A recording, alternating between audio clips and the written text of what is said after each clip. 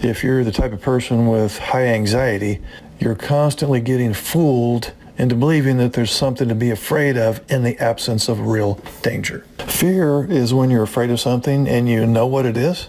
Anxiety, though, is when you're afraid of something but you don't know what it is. Anxiety is deceiving because when we feel discomfort, we get tricked into treating it like a real threat. But as the rational part of your brain knows, discomfort is not dangerous.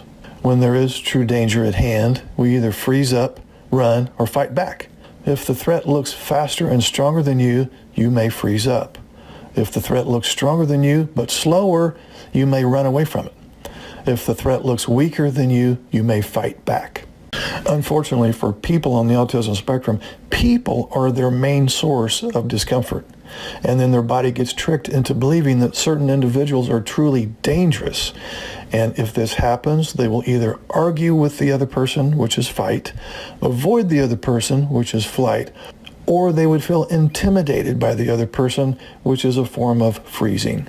Your natural instinct to protect yourself is what leads you to get deceived by anxiety. So why haven't you been able to see the pattern of repeated episodes of anxiety that never actually lead to a feared outcome?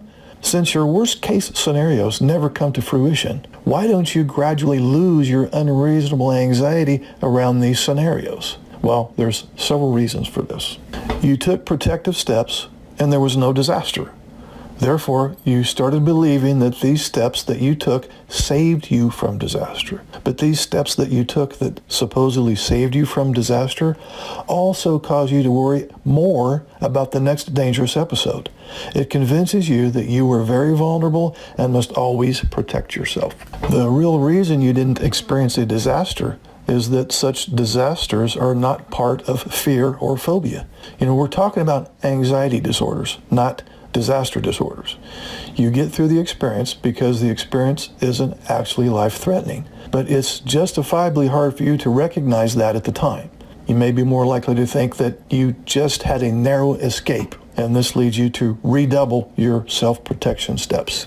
It's these self-protection steps that actually maintain and strengthen the deceptiveness of anxiety. If, for example, we think we just escaped a disaster because we went back and checked the stove 10 times, then we're going to continue to feel vulnerable and continue to feel the need for self-protection. When this happens over and over, we're going to get stuck in the habit of protecting ourselves by certain means. This is when chronic anxiety gets entrenched into our life. We think we're actually helping ourselves, but we're actually getting tricked into making things worse, and this is how deceptive anxiety is. For those of you who have chronic anxiety, you may have noticed that the harder you try to escape it, the worse it gets. The more you fight it, the more you're stuck with it. Thus, if the harder we try, the worse it gets, then what we need to do is to take another look at the protective steps we've been using.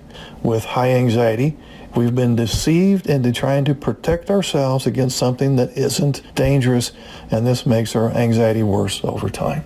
So what do we do instead? We allow ourselves to feel what we're feeling, as uncomfortable as it is.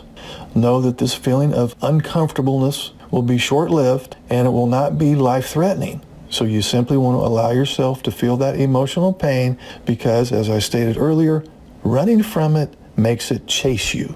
It will chase after you and bring out even more fear as you run for your life.